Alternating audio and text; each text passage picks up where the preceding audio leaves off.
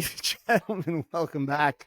Welcome back to another week with us at the Universal Lens. And Henry was about to say something, and I hit record. That I and love. He had to stop. That I love rewatching our episodes.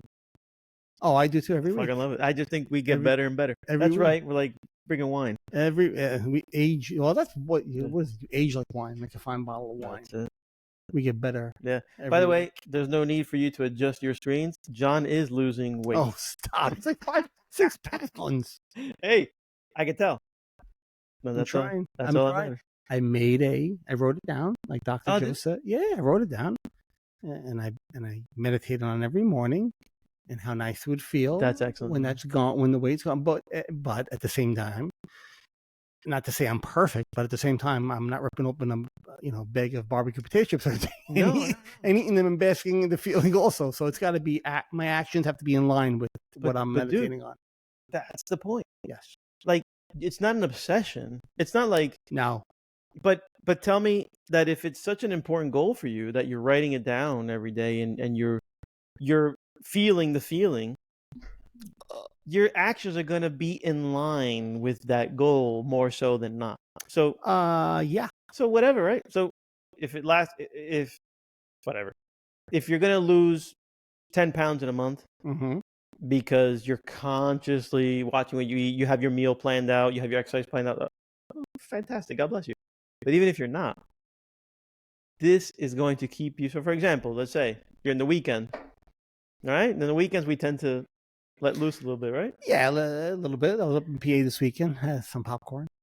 You see what I'm saying? Like, but it was healthy popcorn. Well, yeah, but it was locale stuff. It doesn't matter. It's like one of those things where, whatever, you know. Yeah, no, there was no judgment. It wasn't. There you go. I didn't feel I ate popcorn. Yeah, but I stay. Honestly, I try to stay on that path of. This is good for everybody, and especially women. Especially women, because I know women really suffer over diets. Yeah, well, I mean, I think guys do too. But come on, let's be honest. Yeah, no. Well, unfortunately, society puts more of an emphasis on a woman's figure and a woman's appearances than a guy does. Guys are allowed to go gray. Women can't go gray. Yeah, which I don't buy into. But right. Well, I'm trying to tell my wife to let it go, but she won't listen. Love you, honey. Let it go. Julia's not letting that go. No, I say, let it go. Let the white come out. No. My wife wouldn't. Oh my God. Neither does her hairstylist. No. She won't let her do it. But this is honestly a pro tip. This will cost you, ladies. Please pay attention. I'm about to give you a little bit of a diet hack. This costs you nothing, but every day write down that is your. If that is one of your goals, write it down. Assume it. I am so happy and thankful that I have lost X amount of weight. Right. Yeah. Write it down every day. Every day, wire it into your subconscious, and you'll notice how you'll make better decisions by default. Nobody's forcing you. It's not a headache. By the way, and if you had a bad day and you had 2 donuts, is that perfect? No. But it's not the end of the world. It's not about being perfect. But you will have better decisions. Well, I say you'll have more how do you say more better? If you had 2 columns, good decisions, bad decisions, you're gonna have more on the good decision side than on the bad decision side. Yeah, you'll make better decisions most of the time. Right.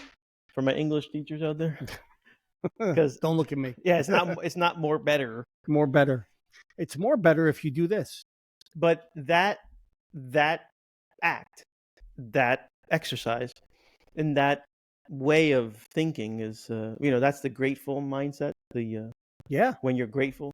And I was just telling you before the show, John, the grateful aspect of this experience for me has really helped me a lot. As far as I could definitely tell. I see it. When you're grateful, so I see it. It's put me in a different state of mind. And different. When I say different, I know you noticed because you even laughed and you're like, I remember being there, young pup. I remember being there, young pup. But it's a great feeling, man. It's a great feeling. So you're able to sense things on people that I thought I was good at sensing people, and I still think I am. But wow, this is a whole nother level of sensing. It's just strange to even put into words. I think I did better to putting into words before we turned on the camera, but it's like you immediately can know if you are conscious or unconscious. Yeah, I said when you were telling me about some of the people you were talking to this week, and I said you could immediately, in real time. Yes. And the key word there is real time. Like there's not a delay. As the person is talking, you could tell if that person is kind of being unconscious in their statements or not. If their energy they're putting out is negative and toxic or just, whatever, you could, in real time, in that moment, you could get a feeling and a vibe for where that person's coming from. And you could immediately choose, do I wish to engage this or not? Because engaging this, I know where this, what I've taken me 15 seconds to say, 20 seconds to say, is processed in the matter of a second in your mind. Like you're like, well, I'm out. That's it. Like I'm out. I was at a party 3 weeks ago. I was at a birthday party, and a lot of people talk. I mentioned there were a lot of people talking all over the place, blah blah blah.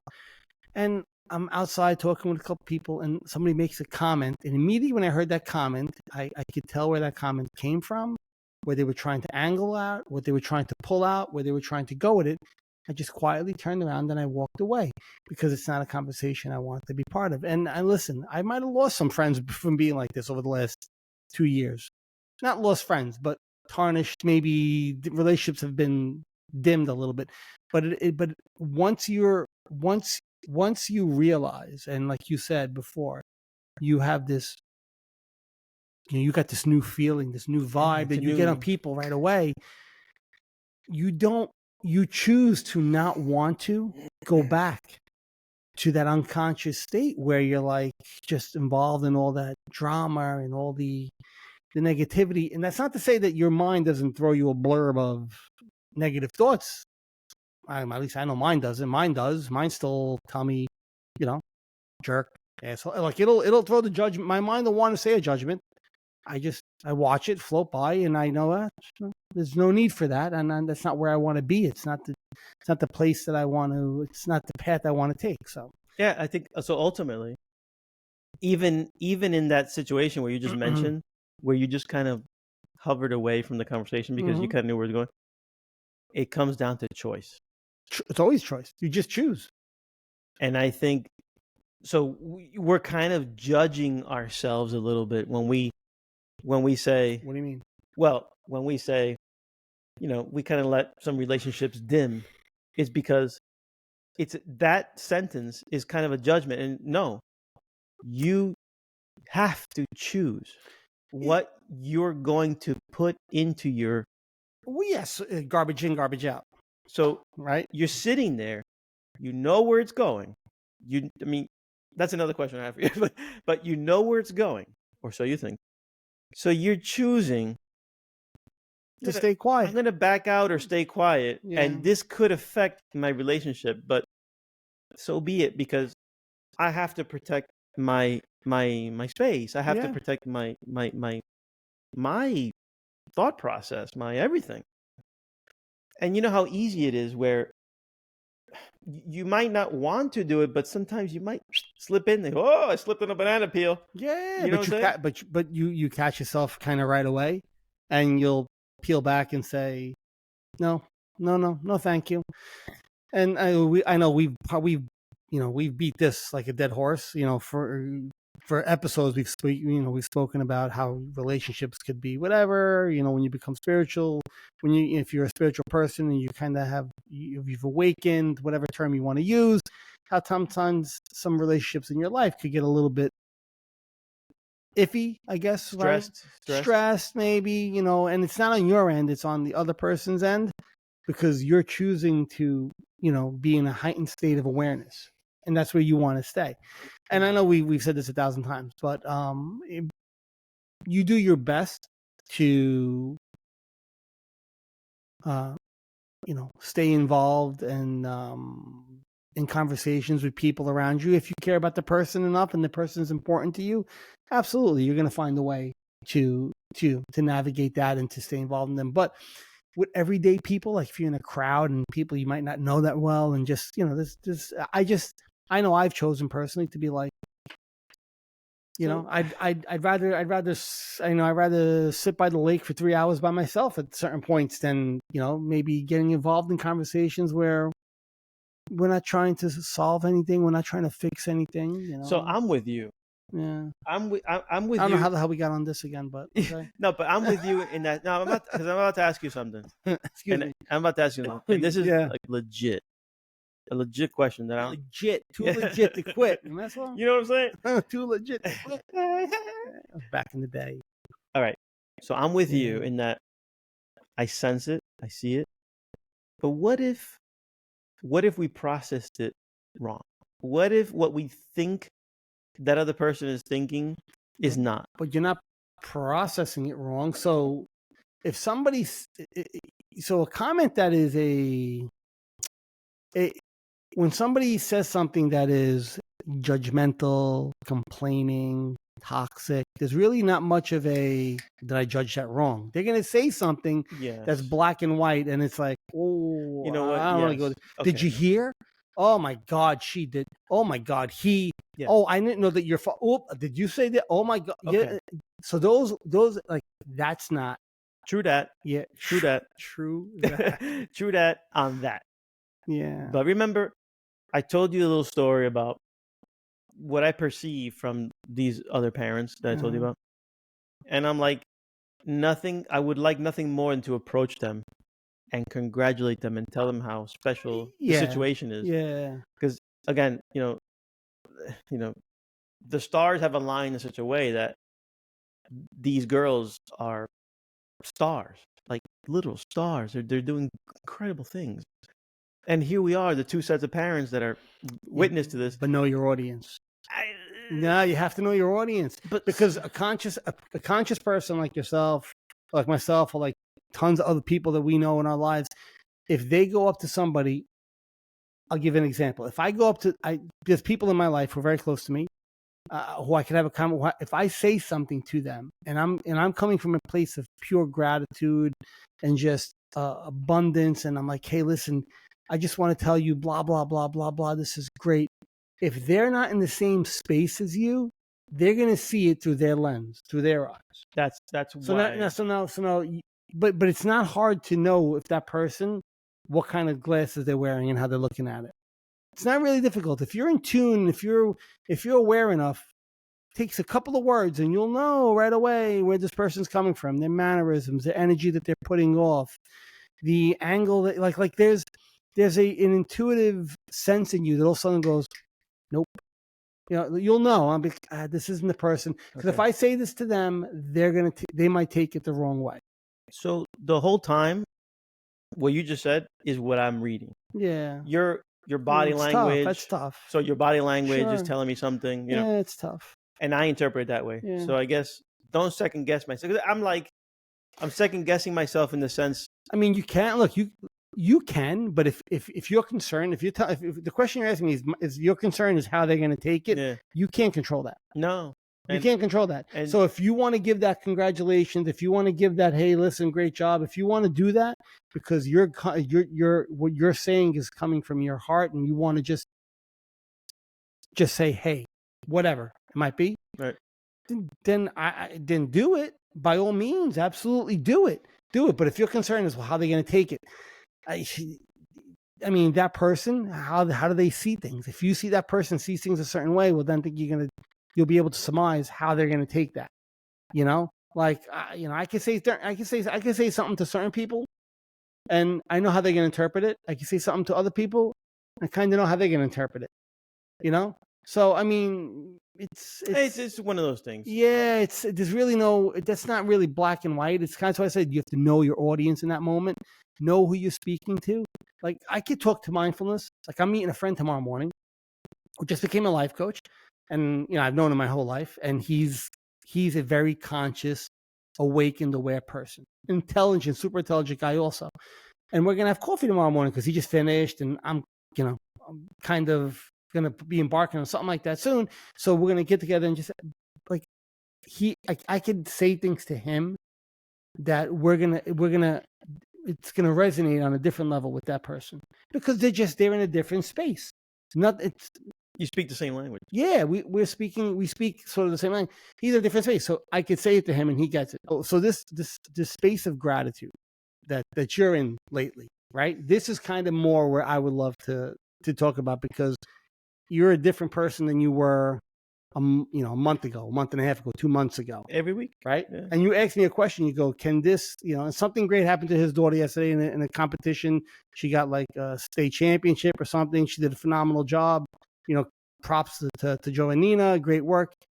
And your question was, like, is this the universe?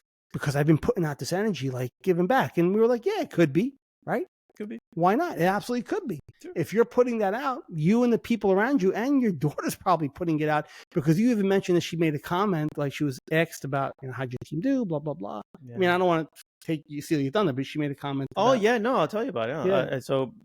So first of all, I'll start with first of all. There's first of all. I told you that I've been doing a practice every night where I send all my kids this text where I'm trying to kind of put them in a better, like, for example, I told you you're amazing, and how proud I am to be your father, and one of these, I send a message along those lines. Yeah, it sinks in, right? And absolutely. You're a blessing. You are powerful.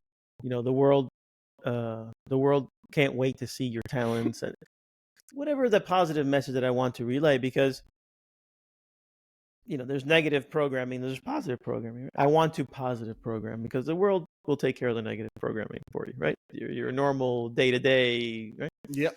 So I've been doing that recently. I don't know if it's good or bad or another, if it has its tincture in this example, but my daughter took first place at this very important gymnastics competition. It's called the Shore Conference Tournament. So it's all the shore schools. Okay. She took first place. Very proud, immensely incredible feeling. And all of a sudden, for the first time ever, this little 15-year-old girl, by the way, they don't consult the parents, which is another weird thing, but they wanted to, the press interviews the coach. And then I'm again, because we're just waiting for her daughter. She's taking pictures. And I hear the one newspaper guy say to the coach, "Do you mind if we interview Joannina?" She goes, "Yeah, I'll go get her for you." So, oh my God. She's never been interviewed before. Like, oh my God. Like, there's no media training. This is a 15-year-old girl. Anyway, so she got interviewed. And one of the interview's questions was something about, what do you feel like was the success, or what do you feel was the reason for your success, or something like that. She said something to the following, where, we're a team that when we practice together, we're a team. So if there's 12 of us, not all 12 of us are going to have a good day every day. So that one person that's having a bad day, the other 11 of us pick them up. Yeah. And that can happen on any given day. Sure. We're all there for each other. We all care for each other. Something along those lines. And there was another parent who read the article and read that my daughter said that, sent a message to my wife on the side saying, "Your daughter made me cry because of just how beautiful those words are."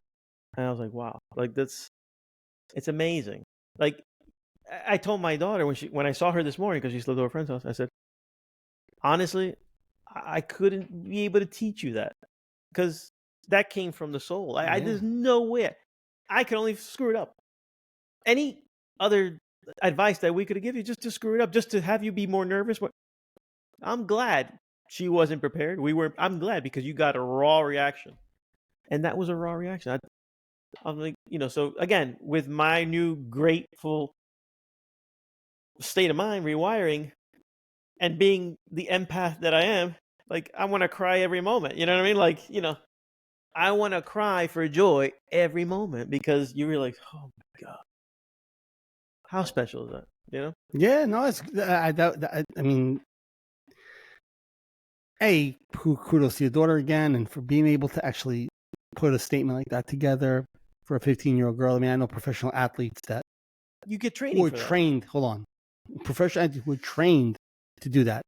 Can't put a statement like that out where they make it about the team instead of them. So I mean, that's just it's a sign of maturity on your daughter's part right there. But you were asking then, like all this stuff that's been kind of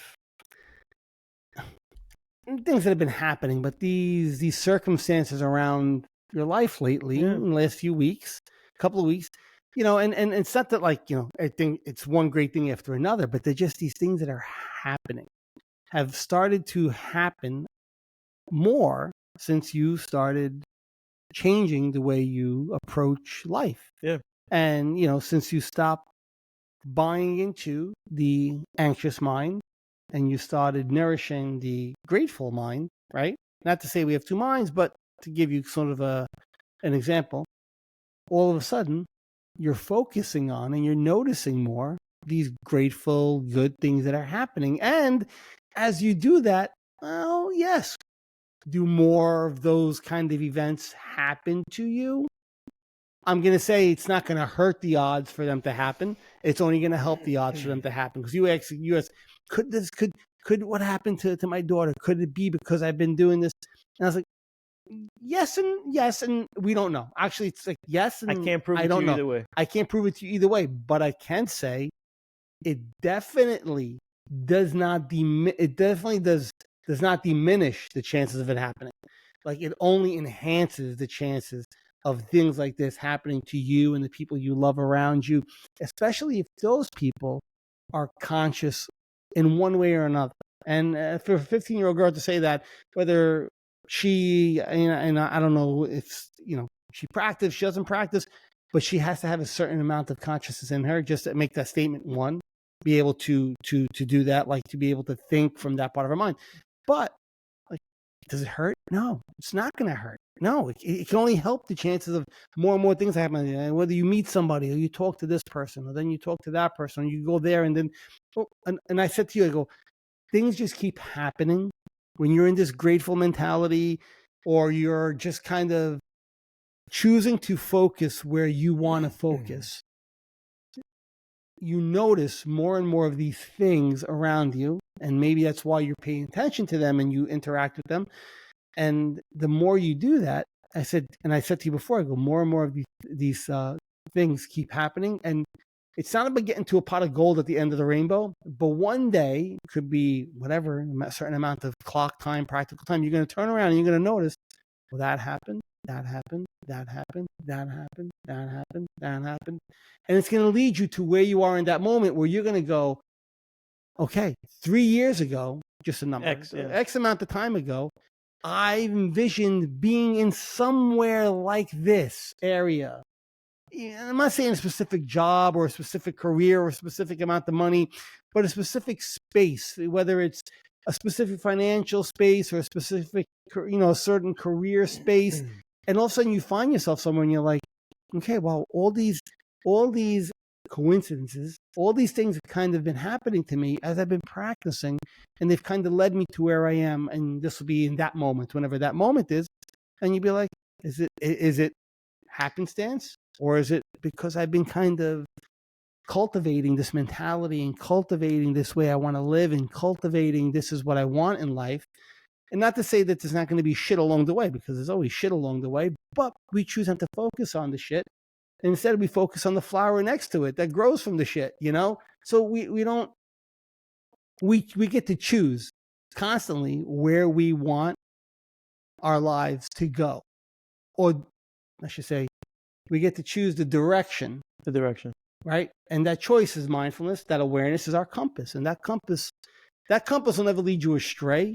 We don't know where it takes us ultimately, but it'll never lead you astray. And in your real time, because you're actually starting to go through this right now, you're kind of real time living proof that, things are kind of starting to happen here and there. Also, and while you don't have the answers, you don't need the answers. And that's the best part. Like, and he could tell you himself, right? Do you have any answers right now? Like any specific? I just told you, no, I put the next step. But the funny part is, and this is one thing I've said since day one, I don't know, and I don't need to know. Like, and people don't understand that, because it's it's a scary feeling. The I don't need to know could be a very scary feeling. Yes, I would love to know if the Giants are going to win next week because they lost today. But I don't need to know. I would love to know, but I don't need. And that not needing to know is, watch this, ready? And this is the best way to describe that feeling. It was about a year and a half. Release. A year and a half ago, more or less. We went out to dinner, and you told me that, and you said, "Oh, well, me and you went to 618." And you said, "I don't need to know," and I'm like, "Holy shit! I don't need like to these know. are the little nuggets." It's not giving a shit. It's not about not caring. Why? And then you said to me, opposite. "Why do you need to know?" Why do you need to know? Why the fuck do I need to know?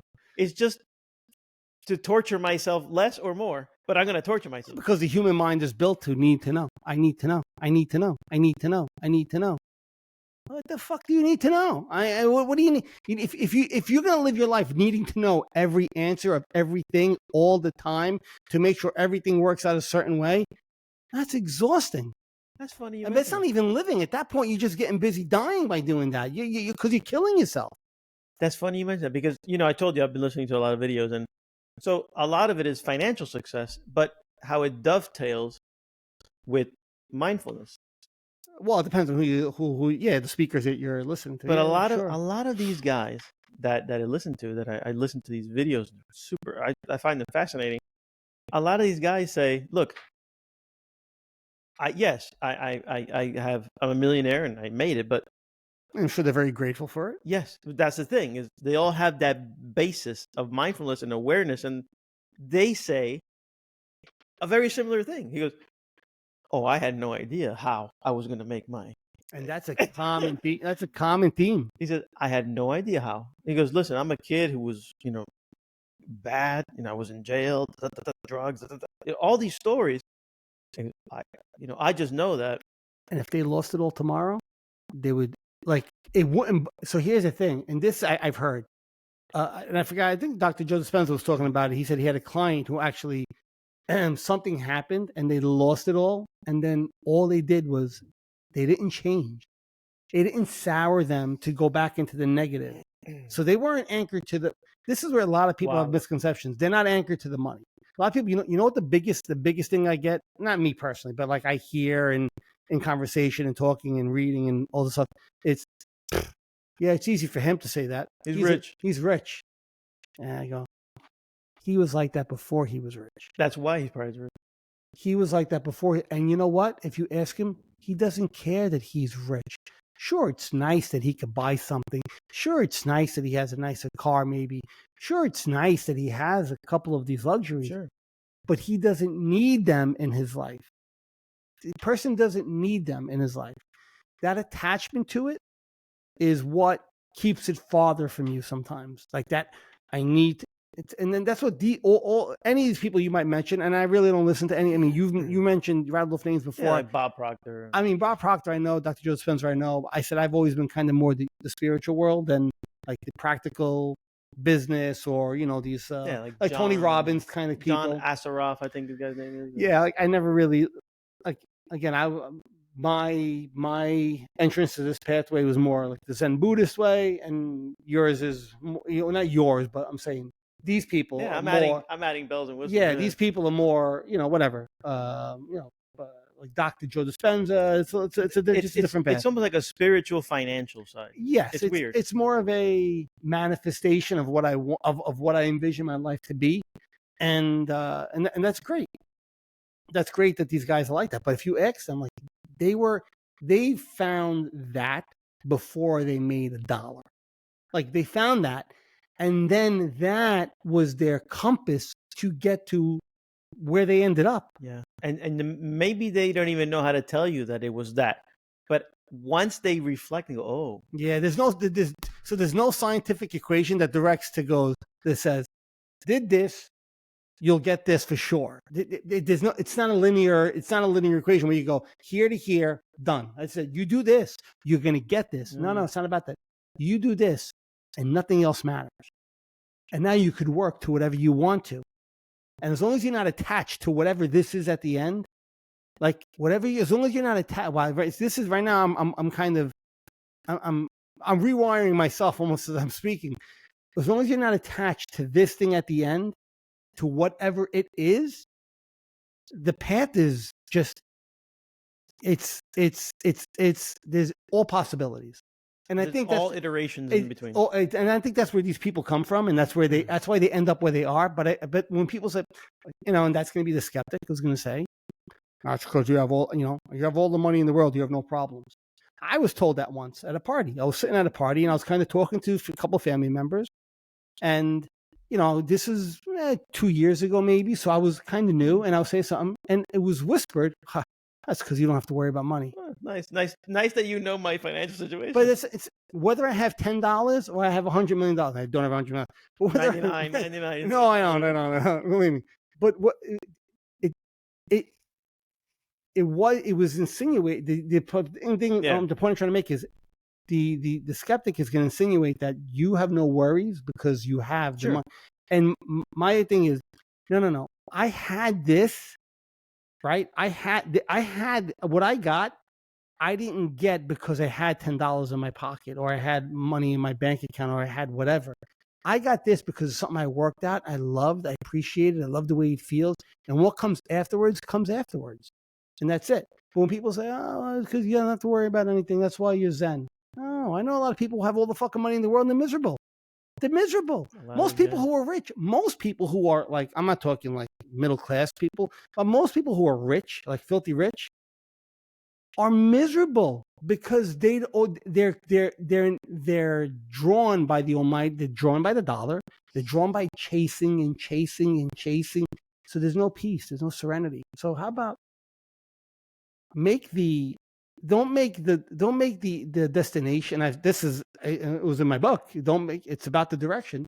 If you make it about the direction, the fucking destination doesn't matter. But you're gonna have a hell of a time getting there. And when you get there one day, you're gonna look and go, huh. I could kind of tell you how I ended up here, and there are people who are more loquacious and they're better with words, and they're words craftsmen where they could write it down way better than I can. Like the guy like Dr. Joe created a whole seminar and a thing, 4 week or 4 weeker, a 4 week like meditation retreat where he somehow teaches people how to manifest this stuff, and he uses science and meditation. Right, but certain people are really good at trying and explaining that. But you have other people that, just by being a conscious, aware human being, and not having the need for anything to be a certain way, which is tough. Which is for the average Joe, it's tough. For the everyday person, it can be very tough. And it can be very tough. I was kind of locked in that mindset. That's kind of what was holding me back. So was I. In terms of, how? And hold on, by the way, I could see it again in me too. I could still see it it'll wanna, like that certainty is gonna want an answer once in a while. It doesn't disappear completely. It doesn't disappear. But once I realize I'm not that thing asking the question, I go like this. I don't have to take that question serious anymore. And that's the. I'm glad you mentioned that. Yes. It doesn't disappear. But because remember I was telling you before, is again for the asshole, the gag, for the asshole that said that comment about you, right?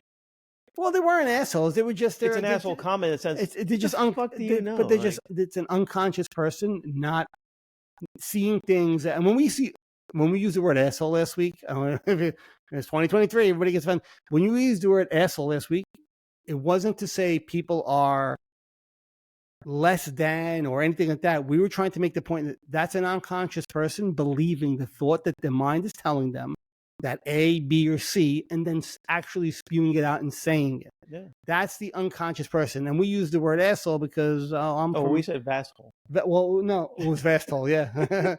Because you heard asshole? I said vasthole. But because it's our way of trying to make a point, right? Because this is a podcast and we like to keep it. We don't want to hold back our tongues either to a certain point because we want to be real. Right. So that's why. Yeah. So yeah. Nobody knows what you may be dealing with, thinking. Absolutely not. Right? Yeah. So when you said it doesn't go away, it doesn't go away. So my anxiety, which doesn't just leave, but I drew a picture for you of the anxiety monster, right? So the anxiety monster that lives in my head was a big, scary. You're like, that was good. Right? I will crush you. So this anxiety monster is in my head, and literally, can cripple you just with thinking. Just with thinking, if you believe it, if you choose right. to believe So it. it shuts you down. Your organs go down. It's amazing. You become a different person immediately, right? So like I told you, that monster still lives inside of me, but he's sitting in a little chair. Now he sounds like Gizmo from. Right. Right. Don't drop water in that guy. That's like so. Imagine the Incredible Hulk with that voice. So the Incredible Hulk sitting in a chair, tied up, gagged, and he has no more. Well, at any given moment, he could probably try to take power, but no, because you could only. And when you said that, it was funny because I actually made a comment to Henry when he said he gagged up. I go, it's funny how you always go back to the restrictive, militaristic, tied up in always a cell, fighting, always warring. But he's not.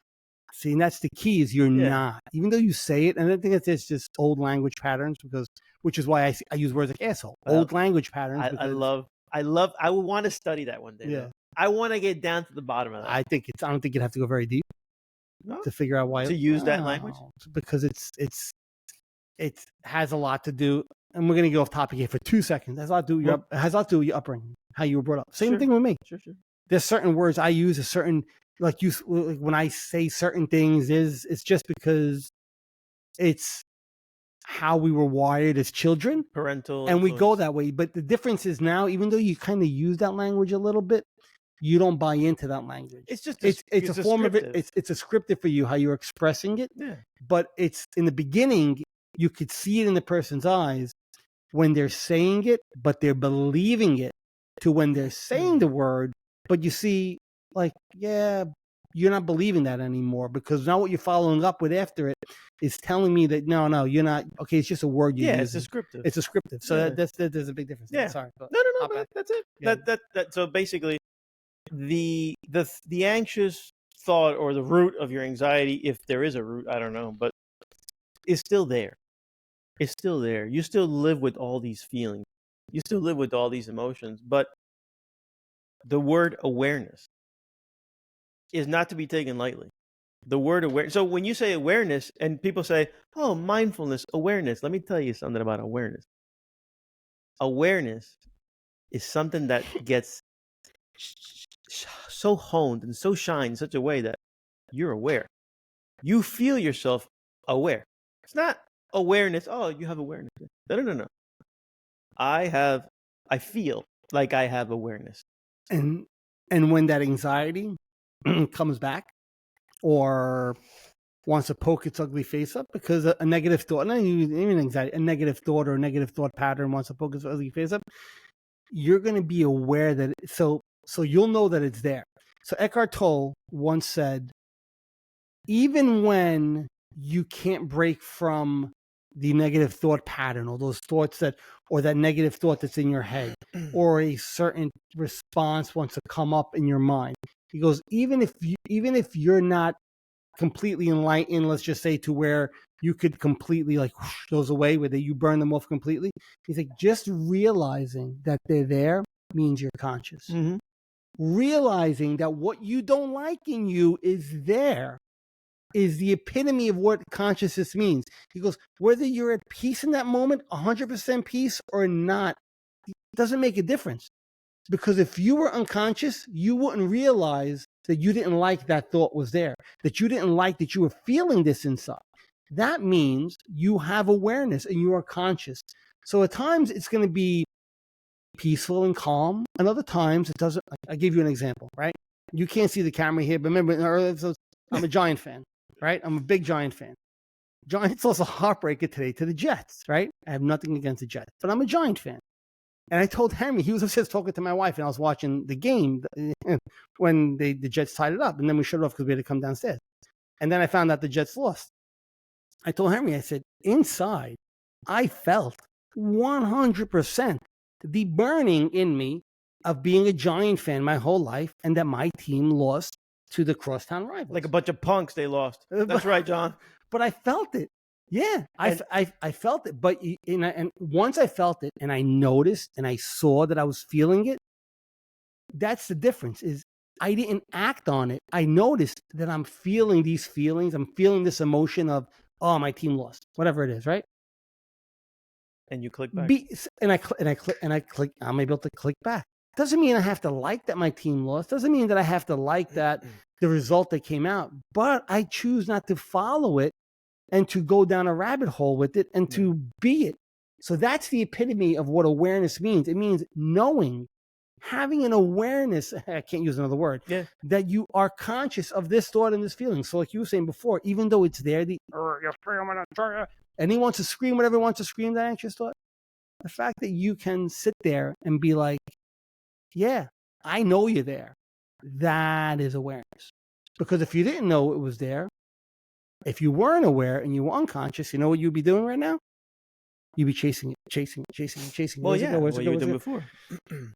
So once you see it and you know it's there, and once you know, and this is the best part. So for me, this is where the work is done. The major work is always done when you see something in you that you don't like, is when you are flexing your awareness and your consciousness more than ever before, to use a term, right? That's when it's really in. Now we're doing work, because most people don't want to see what they don't like in them.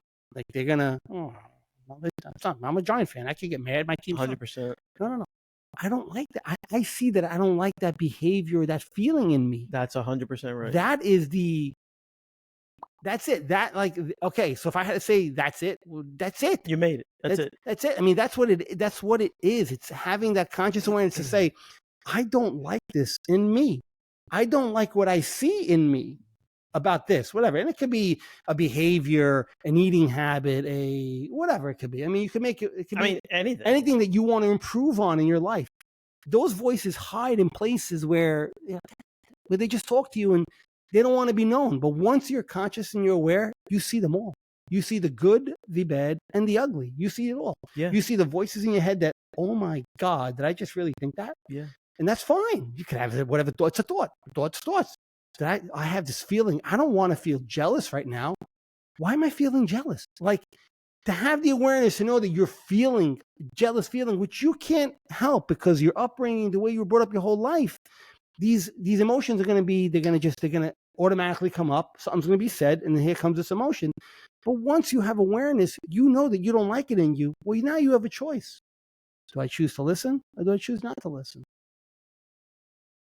My rant is over. No, which is incredibly nuts how it ties into the old, again, when you said to me, well, why do you need to know? Like, why do you need to know? But it ties in with the other one, which is what the fuck? It just went blank. I had it in my live like you're no. The one when I said did you remember anything before you were born? No, but that was good. That was good. Son of a bitch. All right. I'll remember it another time. Son of a bitch. I hate it. But going back to the thing about what you're saying, noticing, about being aware of your feeling. So I told you about my little incident with my dog. Yeah. All right. So it's minor in the grand scheme. But at that moment, when I'm not going bananas on the dog, I'm like, that is a reaction response. It's a response and a reaction. Yeah. That's what I wanted to say. Yeah. There it is. Reaction versus response. And when you said that to me, reaction versus response, like, okay. I never, again, when you're taking somebody out of the darkness, you have to notice these steps. And when you said reaction versus response, like, if that doesn't make you think, there's something wrong with you. Because there's a big difference between both words. You're right. Like, the average person never made the differentiation. The average person says action, reaction, right? Action, reaction. So, yeah, what you said was your reaction. No. What I said was a response versus a reaction. So, under normal circumstances, I caught my dog once we already went to bed eating. My wife left a tuna fish sandwich on the table. I want to know how he got it. Yeah, I want to know how she got it too. And I come downstairs. She's on the landing with the bag shredded, the wax paper shredded, and no sign of a sandwich, and she's licking up the carpet just like wherever The sandwich I'm like, was. Yeah. "What?" The old me would have been like, "You mother fucking piece of shit! What the?" That would have been the old, Yeah. over the top, stressed over this situation You for know what what? reason? No. Other than whatever that reaction would be. And then I would go back upstairs and grind it home when I go back into the room and my wife said, "What happened?" "That fucking dog." Yeah, And because they would, and you're on a hamster wheel now, and now she's gonna, "Oh yeah, here's an outlet, plug in." And and you keep going and you going and yeah, going and going. what the hell? So at that moment, again, this was 2 nights ago. At that moment, after I didn't freak out and like, no, I literally just, I said, "Get out of the way," and I just cleaned up the crap. Yeah. I was like, threw it away, and went about my business. You know, I just went upstairs, and my wife's like, I told my wife, I said, "You won't believe what happened." She goes, "What happened?" And I told her, I said, "I caught Pixie with the paper bag, the wax paper, on the landing." And she goes, "Oh," because she knows what I would have done, right? And she goes, "Oh, you kicked her ass." I'm like, "No, no." She goes, "What happened?" You yelled at her. I'm like, no. What happened? I said, "Nothing." I was like, "Clean it up." I was like, "Get out of here." So get out of here, and I cleaned it up. I was like, but I realized there's no way I would have been that cool. That there's no way I would have handled it that way. Because now you're at a different place where you're on a different level where. Yeah, Now perhaps. look, that's not to say that the day's not going to come, and I always do this where no, you might need to raise your voice Yeah, to make a point. sure. Not with your dog per se, but anybody, but it's okay when it's done. Even raising your voice to make a point, to say, "Hey, listen, whoa," consciously, meaning I know what I'm doing right now. Like no, not I know what I'm doing. I know what I'm doing. You're right in now. control still. I'm not still. I'm choosing to use these words to make a point, not because I need to be vindicated or need to be heard. I'm choosing them because I can't get through to you any other way. So it's like going to a restaurant and saying, "There's something in my soup." No, it's okay. I won't say nothing. I'm accepting of it. No. Right. Excuse me, sir. Excuse me, sir. I'm Sir, sorry, but I'm sorry, but there's something in my soup. Oh, I'm so sorry about that. Yeah. Right? The other person needs to be heard is, "Excuse me, there's something in my soup." This is unheard of. Right. This, it's bullshit. that's the difference. Right. So it's not about not being. So that's what I'm saying. Even though you didn't and there was no need to raise your voice in that moment, but I'm saying, but there'll be a time where you're going to need to, whether it's with a child, because sometimes children need It's an happened. authoritative voice to go. Dogs' ears have to go. It's like- happened to me. Recent. Yeah, but they need to listen. They don't want to hear but I'm trying to talk to you, but I'm trying to talk to you, but I'm trying to talk to you. And you got to go, all right, well, I guess we got to turn up the volume a little bit because I don't want to scream in the mic, because you're not listening to me. And that you get their attention. But you're doing it not because, I need to be heard, ego. It's, I'm trying to reach you. And obviously I can't. So I'm going to turn the volume up a little bit just so I get your attention. But then once the attention is grabbed, we come back down. Now we're going to speak again. Well, so I'm saying, like, partially because we don't want to live there. We live. Oh my God, no! Even when I do it, and I know I have to do it, You hate doing it. I hate doing it. Sometimes the situation calls for it. Yeah, sure, and Like that's fine. Yeah, right? like I told you, it's happened to me in this recent past that I've had to raise my voice in situations, and I found that exactly as you mentioned. I've done this before, haven't I? Yeah, like I knew I had to raise my voice at that particular moment because the crowd I was with wasn't letting me get a word in, and this has to be said. Then you raise your voice. Yeah. And absolutely. So it's not like a knee jerk. No, you're not raising your voice because nobody's fucking listening to me. It's like, okay, we need to gain control. And how we're going to gain control right now is I'm going to elevate. But again, I'm conscious. I'm doing it almost like I'm consciously going to elevate my voice right now. This is like the immediate thought pattern. So I could grab your attention and pull you back here because you're spiraling on me. And I have to grab you somehow. Yeah. And there's going to be, again, like it's with a young child maybe, or even a pet, where that voice kind of hones them in a little bit. But you know, I wouldn't necessarily do it with my spouse because that's not going to work out well. I think we've all been there.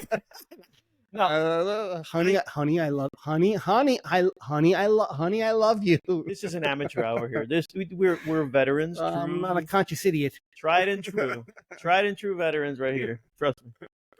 Yeah, no, but 100%. And what is the purpose of doing what we do, doing what we preach, is that you want your waters to be calm. You don't want your waters to be choppy, right? No, and that's the whole point of it. Oh, and by the way, calm waters are much more fun to be in. And I'm sorry to crowbar this, but because I meant to mention this earlier, is all these ways of thinking, all these ways of improving your choice process. How you like choice process, not thought process, choice process. You get to choose. It enhances your relationship, at least in my opinion, with my wife. I don't know if anybody else can attest, but it has enhanced because I'll tell you why. So my wife may not be on the same path that I'm at, and I try to be a mirror, right? As you mentioned. Yeah, it's absolutely. But absolutely. Everybody is going to do their own thing in different ways and different paces. Perhaps she would like to be where I'm at, but let her go at her pace. Absolutely. If you are you're 50% of the relationship. Imagine that if 50% of the relationship is no longer reacting.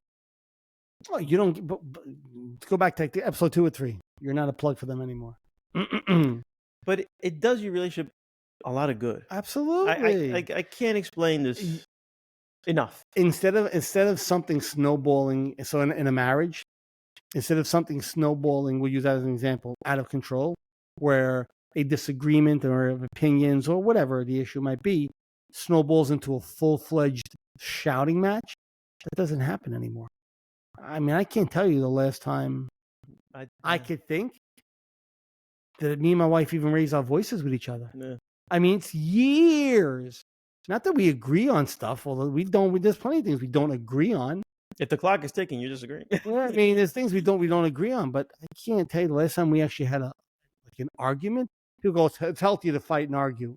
I've never bought into that, by the way. Personally, I think it's healthy to communicate on an aware, conscious level, to hear the other person, and then have them hear you, and then you find the middle ground a lot quicker that way than any other way. But if you need to be right, keep doing that, see how it works for you. I mean, so yeah, your relationship with your wife, absolutely. It again, like you said before, your daughter, is this a direct reaction to me being like this? I don't know, but I know it can't hurt. Yeah. It'll only, if anything, going to make it better. It's not going to make it worse. Now, it might make it better for you, might not make it better for her right away. But once, if you mirror her enough, or if you mirror that other person, whoever your spouse is or your partner in life, if you're a person on this path, that person is going to start to see that eventually, and they're going to start to realize it, and then you'll really get the fruits of it. Especially after a little bit of work, but you'll get the fruits of it. But it won't hurt because you're not reacting. You're only going to respond to that person, even if that person never wants to come across, and they always want to hold that line there. Like I'm not going to. No, it's not for me. It's not for me. Okay. Like there's no reaction from you to be like, well, then this is over. If you can't be like me, because then you're reacting. You're not being a conscious individual. That person doesn't have to. We don't love somebody because they're what we want them to be. We love somebody for what they are, right? And, yep. With a spouse, you love that person for what they are. Yep. You don't. I mean, I'm not gonna say you have to be like this. If you're not like this, no. I mean, that's not how it works. And if you sprinkle some gratitude in there, sprinkle some gratitude in your subconscious. I can't tell you that. So, like I said, I love my family. My wife, my kids. I mean, there's nothing more beautiful. But when you sprinkle some gratitude into if you work gratitude into your wiring, you are going to be grateful for your better half, and that gratefulness comes out in your responses, in your non-reactions. So even if your spouse may still be, unconscious and she still reacts, let's say, or he, you don't necessarily fall into those old patterns or No, those old traps where you're back now to bickering, and you know no, it's not about that. it's even in a disagreement, you are so thankful of that person that the disagreement is nothing. It's really nothing is big enough to undo. Unless you buy into what your mind's telling you. Yeah, it's crazy. It's something strange that I can't Don't explain. no. It's nothing strange, and it's not hard. It's yes, it can be difficult to explain, but it's once you let go of control of everything up here, you gain all the control in the world to start to be able to choose what you want, how you want. Like I said last week, you get a choice to make your reality what you want at every second, every moment of the day. Yeah, and I'm not talking about, well, I'm going to wake up, I live in a palace. No, I'm talking about you get your inner reality, not your outer reality. Our outer circumstances are what they are. That's what acceptance is about. Our inner reality. We get to choose what it is. We get to choose what it is. That's great. No matter what's happening in your life right now, you get to choose what this is. You get to choose what it is. I can't say it. You get to choose what you want your inner reality to be. And that is what your reality is.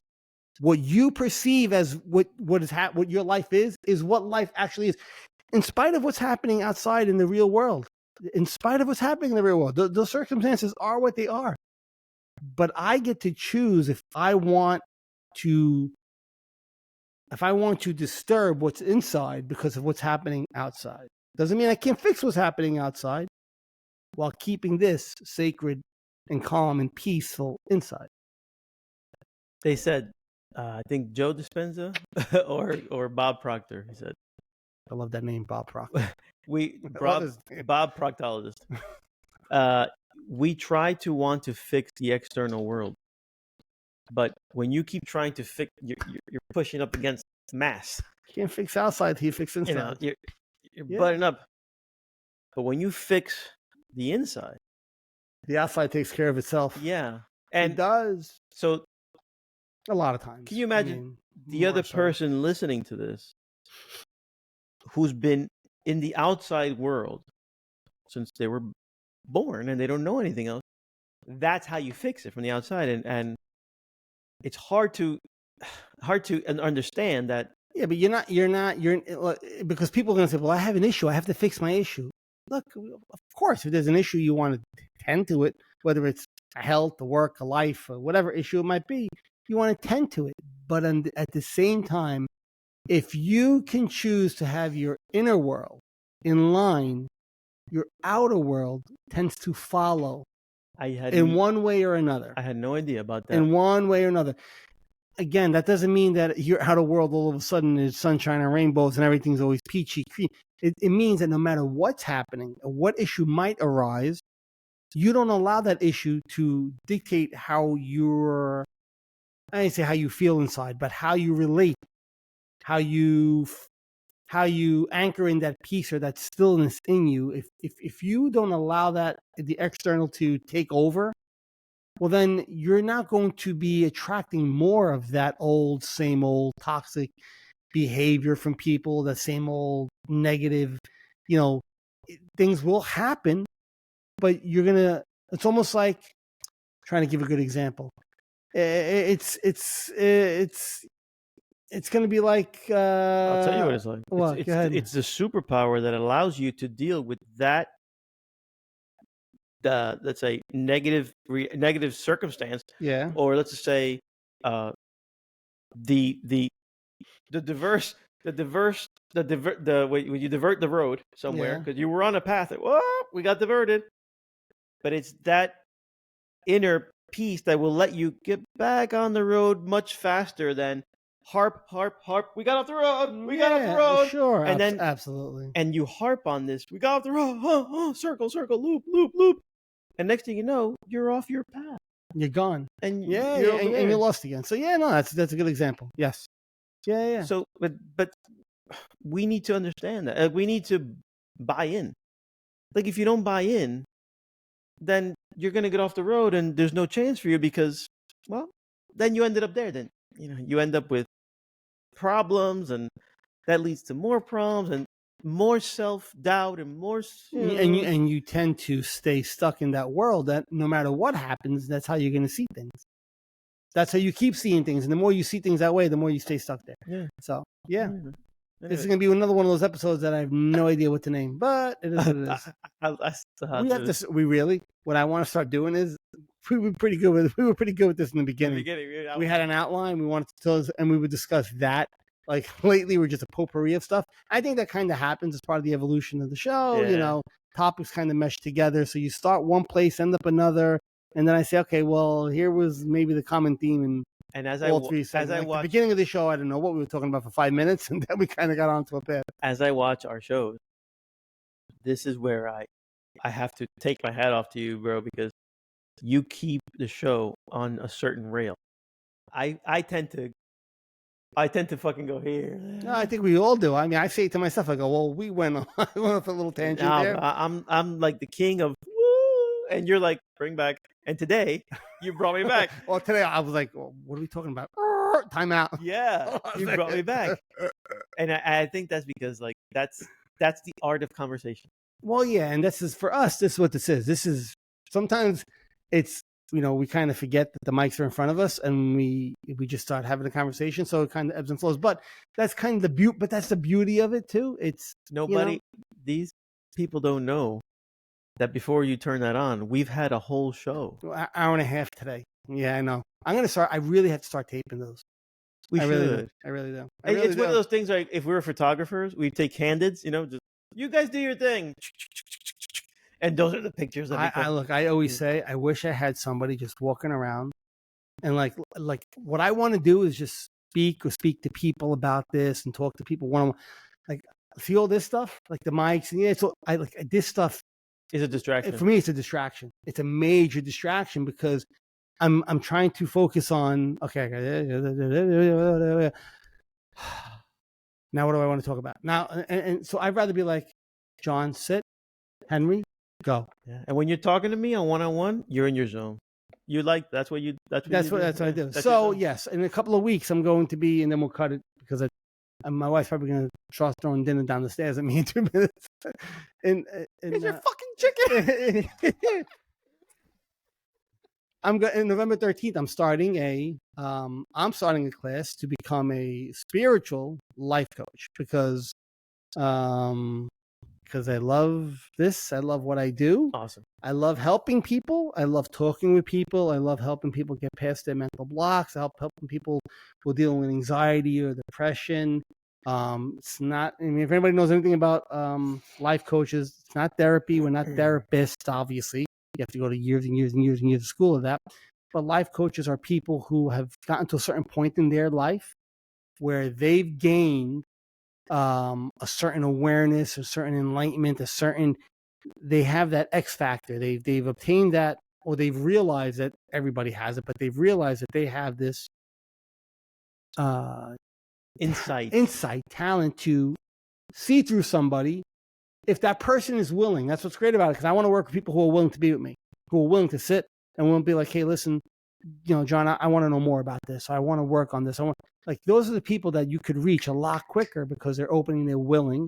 This is one of the chapters of my book, willingness, where you're willing to be there, as opposed to people who aren't willing to be there, and that's fine if you're not. Everybody gets to live their life their own way.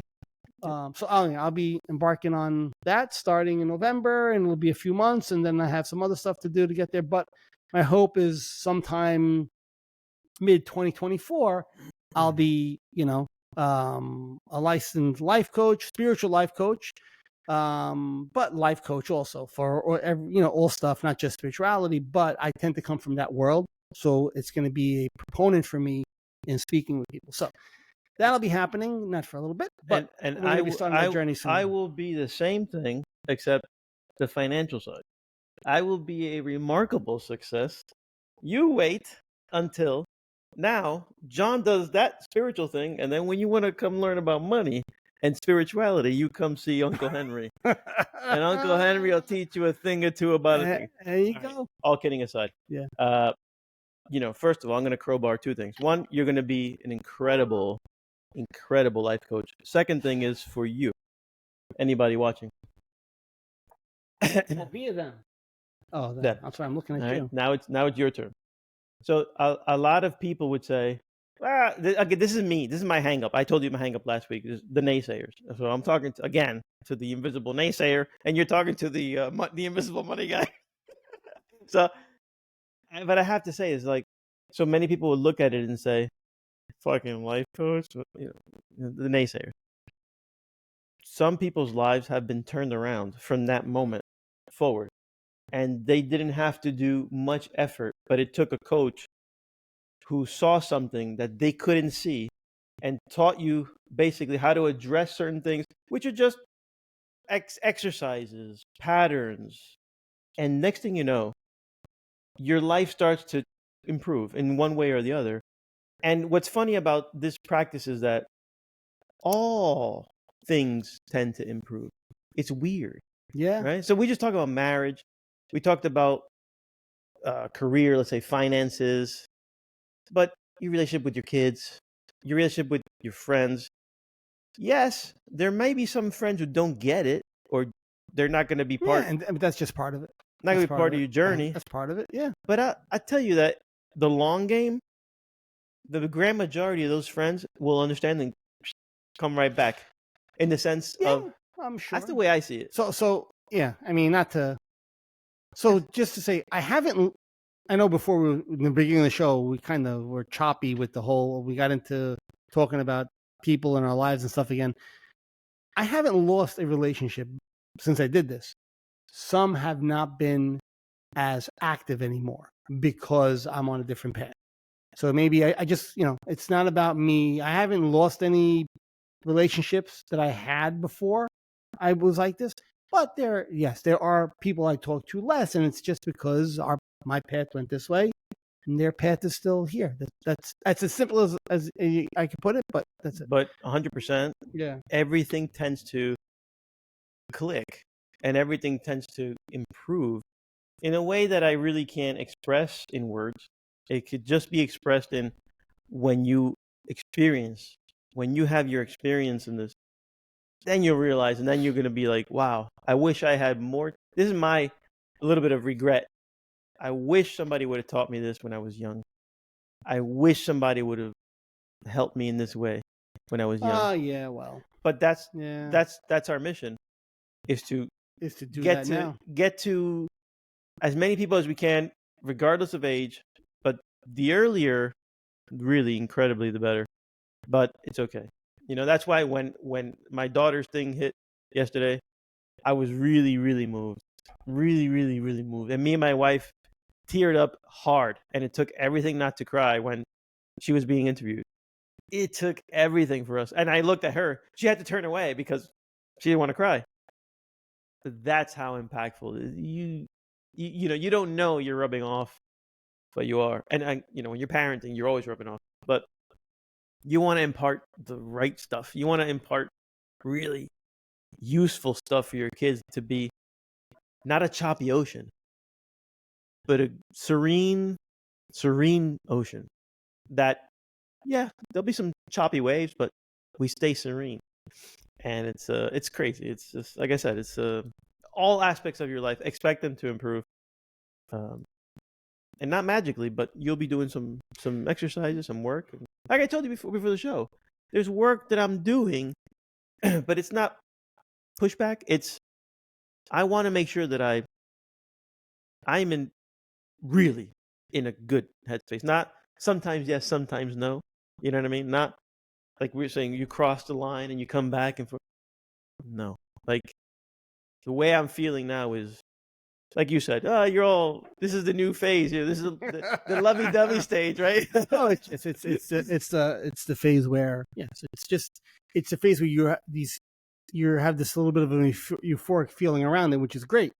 I said, but that does tend to because you acclimate to that feeling. But what you're left with behind it is just this noticing and seeing of everything, and that doesn't go away. And it doesn't feel. It's not that it feels. Not that it doesn't feel the same. But as long as you don't attach the euphoria around it, because if you attach the euphoria, if that diminishes, now you're trying to hold on to it. as I said, spirituality could be Double-edged a sword. double-edged sword. It could be it could easily become one of the voices in your head that keep you trapped. So that's why awareness is seeing all, but not having to be any of it and choosing where you want to be. So when that la feeling goes away one day, if it does, maybe it does. It might last 10 years. Who knows? But if it ever does go away, okay. Yeah. It's not about the feeling. It's about the skill. The peace inside has no feeling. It's just calm. A calm, serene feeling in the midst of an ocean that's raging at times. And still yet I could it's like watching it through a TV screen and I'm not in the movie. But I'm here. I see it, but I'm not in it. Or I could go in it or I cannot go in it. Yeah. Okay, on that note, we really should wrap it up because we're at an hour 15. I think we broke our record. Okay, sorry. Congratulations, everybody. We're doing it. You did it with us. All of you did it with us. We'd like to thank all of you for setting our new record. Yes. On a day where we're gonna do the meditation. On a day where I think we should cut it, dude. Yeah, I think we could. We're already. Yeah. So this is what I'm gonna do. I know we always do the meditation, but what I want everybody to do right now, if you're listening, do it on your own. We'll start it again next week, but do it on your own just because we did go over and we do have to cut it short because they're gonna close the studio if we don't lock us in here. So do it on your own. Meditate. Send you 5 or 10 minutes. Yep. Focus on your breath and pay attention to what your mind is throwing at you. Notice everything, but don't attach to it. And if you do it, maybe hit us up with a comment and tell us how it went on your own. Yep. If you don't, okay. Yep. Can't help you there, but I don't know. The universe will take care of you. All right. On that note, it's been great. It's been great. Thanks to my Giants for losing. And that's good. We'll catch everybody next week. All right. Take care, guys. See you guys.